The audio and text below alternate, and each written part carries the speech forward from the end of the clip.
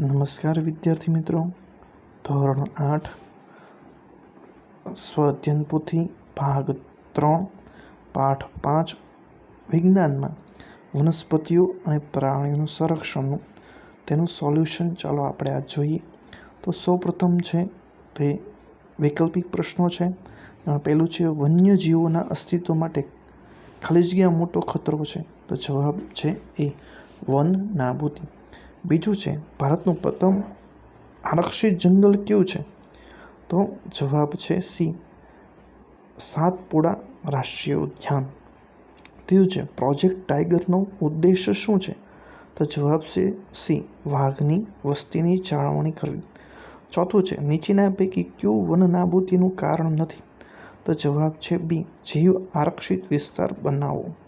પાંચમું છે પર્યાવરણના સંપૂર્ણ નિયંત્રણનું સંરક્ષણ કરવા માટે પર્યાપ્ત વિશાળ આરક્ષિત ક્ષેત્રને શું કહે છે? તો જવાબ છે એ રાષ્ટ્રીય ઉદ્યાન. છઠ્ઠું છે તે છે નીચેનામાંથી ખોટું વિધાન જણાવો. તો જવાબ છે ડી, તો કે નીલગાયોનો સમાવેશ લુપ્ત જાતિમાં થાય છે, તે ખોટું છે. પછીનું છે ટૂંકમાં જવાબ આપો. દુષ્કાળ એટલે શું? તો કે દુષ્કાળ એ લાંબા સમય સુધી વરસાદ ન પડવાને કારણે થતા પાણી અને ખોરાકની અછતની સ્થિતિને કહે છે. રણ નિર્માણ એટલે શું?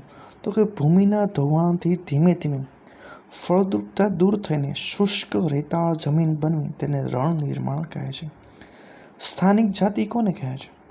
ત્રીજો પ્રશ્ન છે કોઈ એક ક્ષેત્રમાં વિશિષ્ટ રૂપે જોવા મળતી વનસ્પતિઓ અને પ્રાણીઓની એવી જાતિઓ કે જે અન્ય વિસ્તારમાં પ્રાકૃતિક રૂપે જોવા મળે નહીં, તેને સ્થાનિક જાતિ કહે છે. ચોથું છે નિવસન તંત્રનું નિર્માણ કેવી રીતે થાય છે? તો તેનો જવાબ છે નિવસન તંત્રનું નિર્માણ કોઈ પણ વિસ્તારમાં જૈવ ઘટકો અને અજૈવ ઘટકો વડે સંયુક્ત રીતે થાય છે. પાંચમું છે રેડ ડેટા બુકની ઉપયોગિતા જણાવો.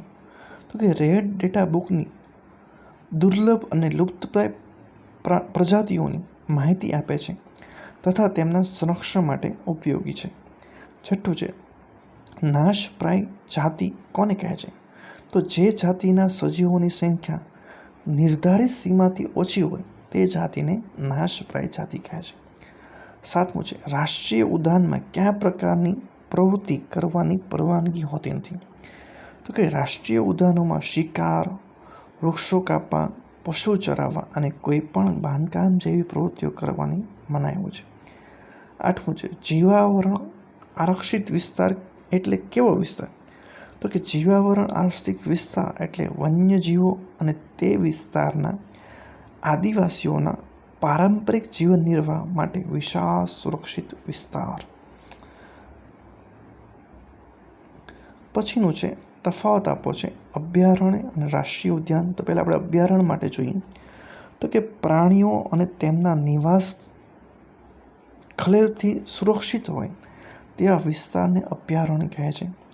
એમાં બે અભયારણ્યની વાત આપણે કરીએ તો કે ભરતપુર અભયારણ્ય અને લોકચાવ વાઇલ્ડ અભયારણ્ય છે. રાષ્ટ્રીય ઉદ્યાન કોને કહે છે? વન્ય પ્રાણીઓના સ્વતંત્ર નિવાસ તેમજ કુદરતી સ્ત્રોતોના ઉપયોગ માટેનો આરક્ષિત ક્ષેત્રને રાષ્ટ્રીય ઉદ્યાન કહે છે. એવા બે છે કાઝીરંગા રાષ્ટ્રીય ઉદ્યાન અને સાતપુડા રાષ્ટ્રીય ઉદ્યાન. પછી બેસા તફાવત છે વન નાબૂદી અને પુનઃવનીકરણ કોને કહેવાય? તફાવત આપવાના છે તો કે ખુલ્લી જગ્યા મેળવવા માટે જંગલોને વૃક્ષોની મોટા પાયે કટાઈ કરવામાં આવે તેને વન નાબૂદી કહે છે. આગળ જોઈએ તો વન નાબૂદીને કારણે પર્યાવરણનું નુકસાન અને જમીન નિષ્ક્રિય કહે છે. પુનઃવનીકરણ કોને કહે? તો વન કટાઈથી કાપવામાં આવેલ વૃક્ષોના સ્થાને એ જ જાતિના નવા વૃક્ષોની રોપણીને પુનઃવનીકરણ કહે છે. પુનઃવનીકરણના પરિણામે પર્યાવરણ સુધારણ અને જમીન ફળદ્રુપ બને છે. પછી છે ખરા ખોટા. તો કે પહેલું છે પૃથ્વી પર જોવા મળતા વિવિધ પ્રકારના સજીવો એટલે સ્થાનિક જાતિઓ. તો કે ખોટું છે. બીજું છે પંચમઢી જીવાવરણ આરક્ષિત વિસ્તારમાં બોરી રાષ્ટ્રીય ઉદ્યાન આવેલું છે. તો કે સાચું છે. ત્રીજું છે હંસરાજ પંચમઢી આરક્ષિત વિસ્તારમાં પ્રાણીસૃષ્ટિનું ઉદાહરણ છે. સાચું છે. ચોથું છે બાઇસન એ જંગલી બળદ છે. સાચું છે. પાંચમું છે, એકવાર ઉપયોગમાં લીધેલ કાગળનું 5 થી 7 વખત પુનઃચક્રણ કરી શકાય છે. સાચું છે. છઠ્ઠું છે, વન નાબૂદીના કારણે ભૂમિની જળ ધારણ ક્ષમતા વધારો થાય છે. ખોટું છે. ને સાતમું છે, એક જ જાતિના સભ્યો સામાન્ય લક્ષણો ધરાવે છે. તો કે સાચું છે. પ્રશ્ન નંબર 5, માંગ્યા મુજબ જવાબ આપો. તો કે વનને બચાવવા શા માટે જરૂરી છે સમજાવો. તો કે તે શ્વાસ માટે ઓક્સિજન આપે છે, ફળ ફૂલ અને ઔષધીય છોડો આપે છે, જમીનનું ધોવાણ અટકાવે છે, જૈવ વિવિધતા જાળવે છે. આથી વનને બચાવવા જરૂરી છે. બીજું છે, રણ વિસ્તાર વધારવા પાછળનું કારણો ક્યાં ક્યાં હોય છે. તો તેના મુખ્ય કારણો વન નાબૂદી છે, અતિશય પશુચરણ, અયોગ્ય ખેતી, જળ વ્યવસ્થાપનની ખામી, આબોહવા પરિવર્તન, શહેરીકરણ અને ઔદ્યોગિકરણ વગેરેમાં હોય છે. ત્રીજું છે, સ્થળાંતરિત પક્ષીઓના સ્થળાંતરના પાછળના કારણ જણાવો. તો છે વાતાવરણીય બદલાવ, ઈંડા મૂકવા અને ખોરાકની શોધમાં. સ્થળાંતરિત પક્ષીઓના સ્થળાંતરના પાછળના કારણો છે. ચોથું છે, કાગળનું રિસાયકલિંગ કરવાથી પર્યાવરણને થતા ફાયદા જણાવો. તો કે તેના રિસાયકલિંગથી વૃક્ષો, ઉર્જા અને પાણીની બચત થાય છે, પ્રદૂષણ ઘટે છે, આબોહવામાં પરિવર્તન સામે લડવા મદદરૂપ થવાય છે. પાંચમું છે, ગુજરાતમાં આવેલા કોઈ એક રાષ્ટ્રીય ઉદ્યાનનું નામ જણાવી તેના વિશેની ટૂંકી માહિતી આપો. તો ગુજરાતમાં આવેલું રાષ્ટ્રીય ઉદ્યાન એટલે કે વેળાવદર રાષ્ટ્રીય ઉદ્યાન સ્થળ ભાવનગર જિલ્લામાં આવેલું છે. અહીં કાળિયાર મૃગનું રાષ્ટ્રીય ઉદ્યાન છે. આ ઉપરાંત સ્થળાંતરિત પક્ષીઓ પણ અહીં સંરક્ષિત છે. છઠ્ઠું છે, જંગલોના વિસ્તાર ઘટતો અટકાવવા હાથ ધરી શકાય તેવા પ્રયત્નોની યાદી કરો. તો કે વૃક્ષારોપણ, વન નાબૂદી રોકવી, પુનઃ વનીકરણ કરવું, પેપર લાકડાનો સમજીને ઉપયોગ કરવો, વન સંરક્ષણ માટે કાયદાનું કડક પાલન કરવું, પર્યાવરણ જાગૃતિ માટે શૈક્ષણિક અભિયાન ચલાવવું. સાતમો પ્રશ્ન છે, તમારા વિસ્તારમાં લુપ્ત થતા પક્ષીઓને બચાવવા માટે તમારા મંતવ્ય જણાવો.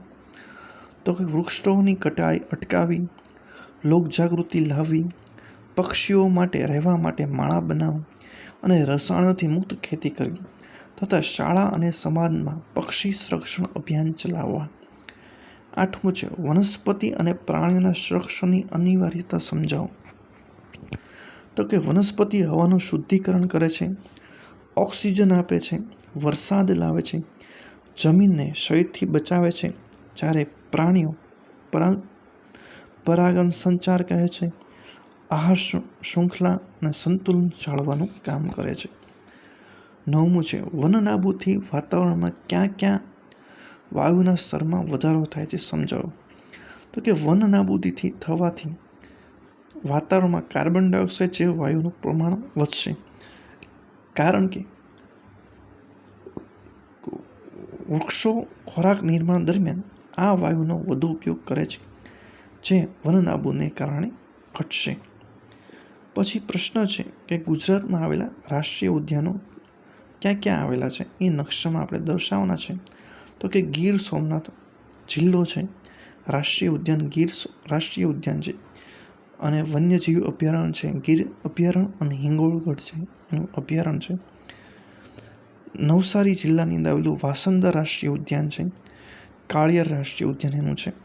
કચ્છમાં આવેલું કચ્છ રણ છે અને કચ્છનું મેદાન છે. જામનગરમાં પોલો અભયારણ્ય છે, મરીન અભયારણ્ય છે.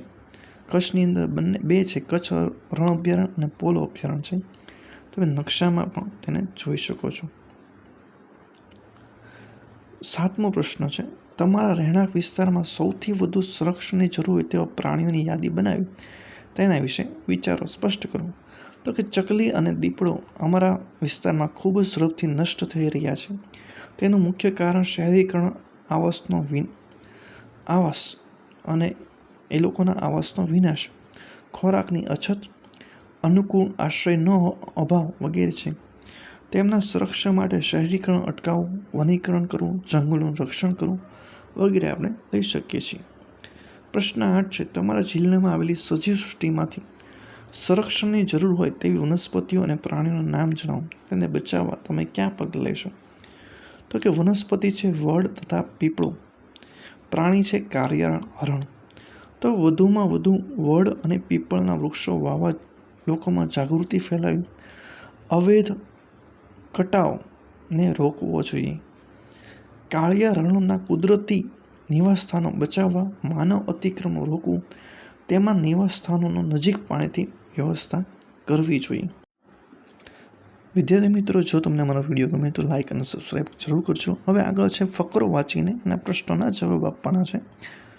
તો તમે ફકરો તો જોઈ શકો છો. જંગલોનો નાશ થાય તો શું શું નુકસાન થાય? એવો પેલો પ્રશ્ન છે. તો કે જંગલોનો નાશ થવાને કારણે રણ નિર્માણ થાય છે, તે એક મોટું નુકસાન છે. બીજું છે વૃક્ષોનું ઘટતું પ્રમાણ અટકાવવા સરકાર દ્વારા કરાયેલા પ્રયત્નો જણાવો. તો વૃક્ષોનું ઘટતું પ્રમાણ અટકાવવા સરકાર અભયારણ્ય અને રાષ્ટ્રીય ઉદ્યાન બનાવ્યા છે. ત્રીજું, તમે ક્યાં ક્યાં અભયારણ્ય નામ સાંભળ્યા છે? તો કે અમે સરિસ્કા, ગીર, ભરતપુર વગેરે અભયારણ્યના નામ સાંભળ્યા છે. ચોથું છે જો તમારે હું છું જંગલ મને બચાવો વિષય પર નોંધ લખવું હોય તો શું શું લખશો? તો કે મૌલિક રીતે લખવાનું છે. હું છું જંગલ મને બચાવો, વધતી માનવ પ્રવૃત્તિ અટકાવો, સમથળ જમીન મેળવવા તથા ખનિજો મેળવવા મારા પર થતા વન નાબૂદીની માનવ પ્રવૃત્તિ અટકાવો, લાખો મારા પર નિર્ભરતા પશુ પક્ષીઓ બચાવો, હું છું જંગલ મને બચાવો. વિદ્યાર્થી મિત્રો, જો તમને અમારો વિડીયો ગમે તો ચેનલને લાઇક અને સબસ્ક્રાઈબ જરૂર કરજો.